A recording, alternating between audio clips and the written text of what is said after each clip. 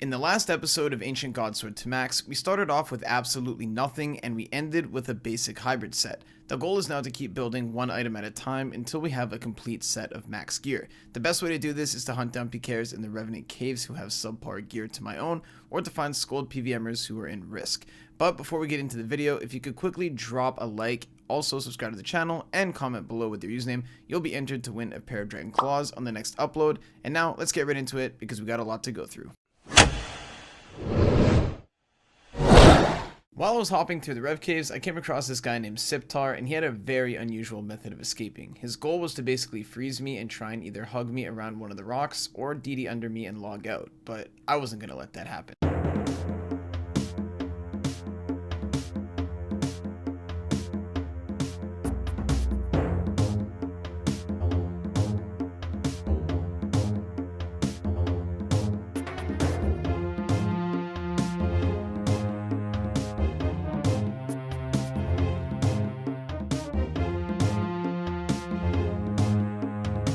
To be honest, that's a super underplayed escape mechanism that people could do in order to get away almost every single time. The only issue is that this guy here took way too much damage while wearing Mystic, which as you guys know is 0 defense bonus, so it was basically like hitting someone who was naked. So I killed him pretty easily. While I was PKing in the Rev Caves, I came across a PKer named Milf. He had some insanely valuable risk for my series progress. He had Torag legs, Brimstone boots, Dragon crossbow, and a Blessed Spirit shield, but his RNG was really strong at the beginning of our fight. I decided to allow him to believe that he had the upper hand, and so I started to run away while I was still fighting back. This here made him think that he was the one in control, but it was only a matter of time before I turned the tables on him.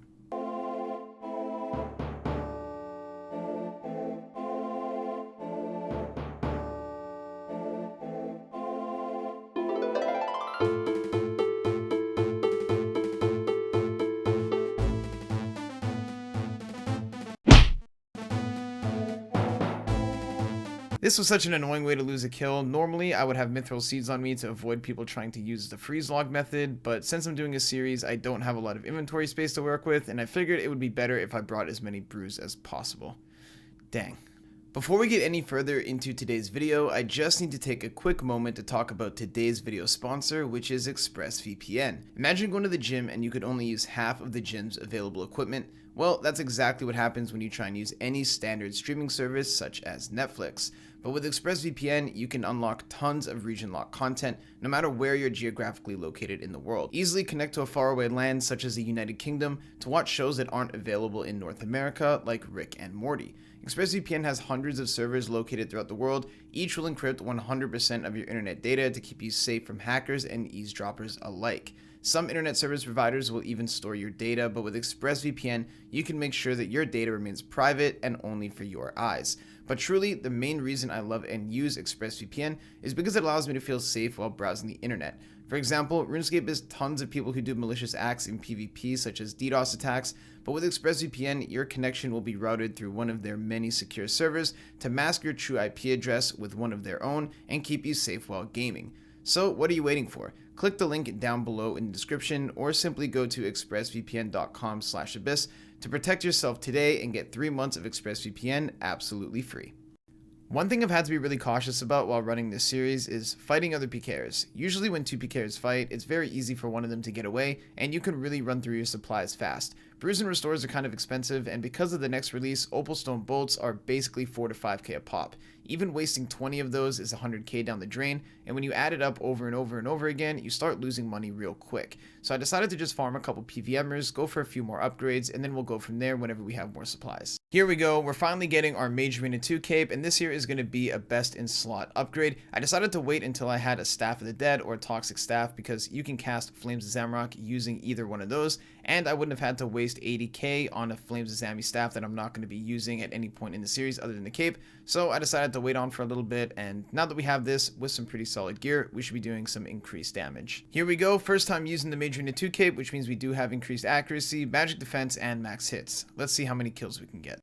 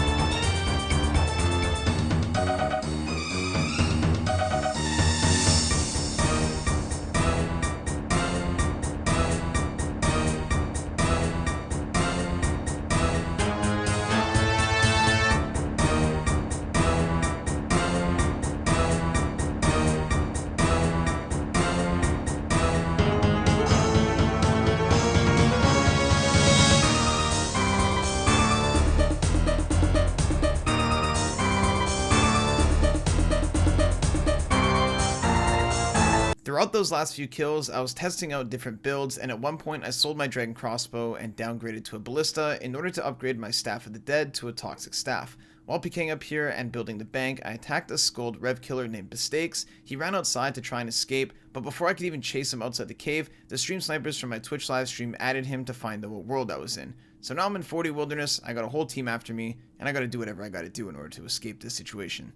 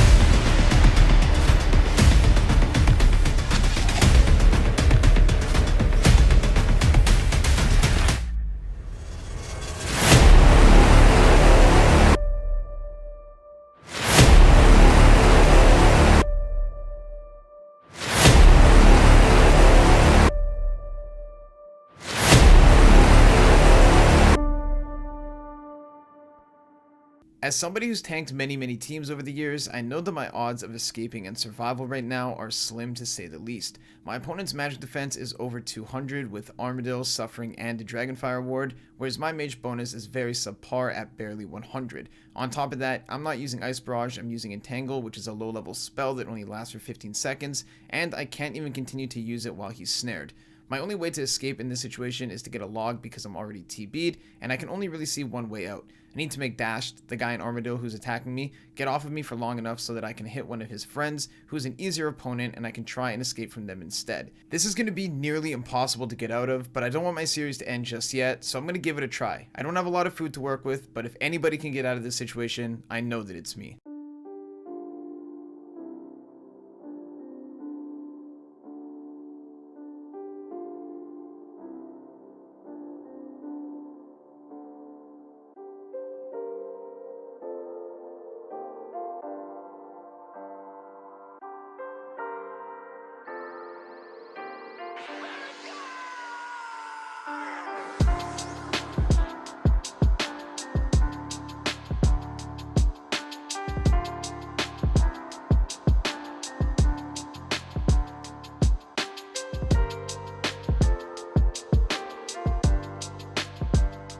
I promise you that this was a lot harder to do on the fly when you're completely out of food and have to figure things out in the moment. But what I love most about this escape is that the little cheerleader slash waterboy of the team was having a blast talking smack while his friend outgeared me, but as soon as I attacked him, he had no idea what to do. Zero reaction time, and he gave me the escape that I needed.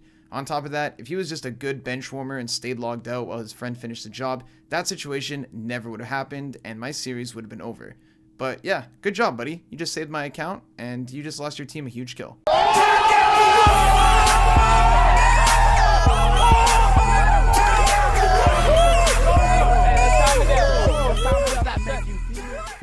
Quick side note, if you're not already watching the live stream, what are you even doing at this point? Just go to twitch.tv/abyss, the link is in the description or on the screen, and follow me. I live stream every single day, and I promise you guys, these moments are even more exciting and way more hype when they're happening in real time. Hey, another gold farmer down, 500k in the looting bag, not too bad.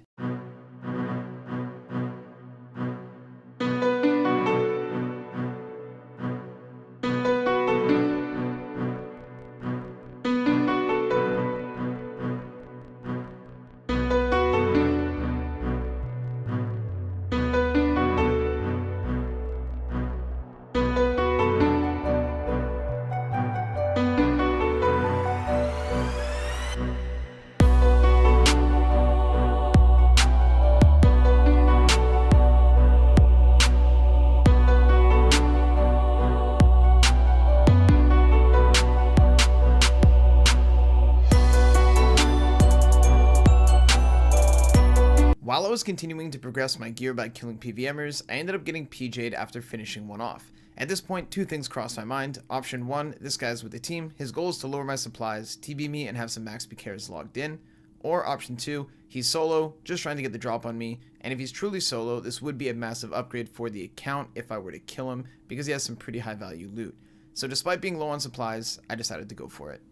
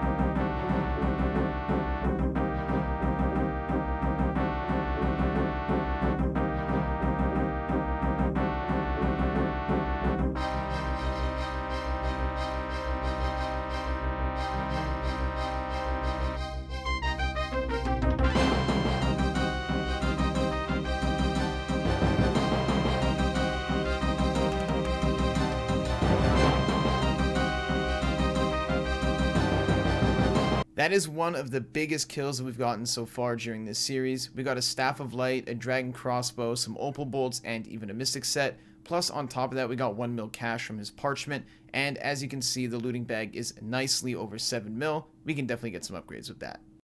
After selling all that loot, we can now upgrade 4 massive items. We ended up getting some Eternal Boots, a Carol's top and bottom, and we sold the Ballista for a Dragon Crossbow once again, now that we can afford Opal Bolts. I also got some leftover cash, so we have some extra supplies in the bank, and now the only place to go from here is up. We just uploaded the last episode a day ago, so there's probably not that many comments on this video, but you guys are really enjoying it, so I really want to get these episodes out as soon as possible.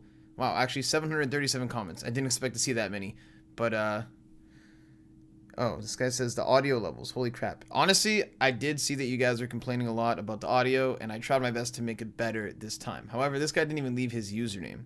He liked his own comment, but he didn't leave his username. Alright, looks like we're going to have to reroll. This guy says, barely play RuneScape anymore, but I watch your videos. His name is F-Keys. Alright, F-Keys King K. Guess what, brother? You just won yourself a pair of Dragon Claws. If you want to claim them, I don't know if you play, but just message me on either Twitter, Instagram, Discord, or come to the Twitch live streams. Everything's down below in the description. Enjoy your free pair of claws. You come around, yeah. You ease my mind.